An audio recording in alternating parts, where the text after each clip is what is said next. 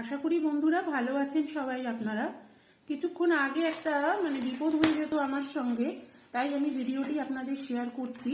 এই চানাচুরটি আমি খাচ্ছিলাম বিকেলবেলা, টুম্পা পাপড়ি চানাচুর। দেখুন কতটা ছিল আর কতটা শেষের দিকে প্রায়।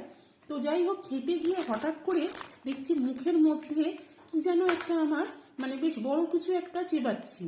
বেশ কিছুক্ষণ ধরে করতে করতে যখন মুখ থেকে বার করলাম, দেখুন একটা কাঠি এরকম, দেখুন কেমন খোঁচার মতো মুখ।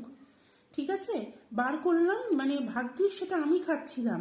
আমার মেয়েটাও মাঝে মাঝে মুড়ি দিয়ে খায়।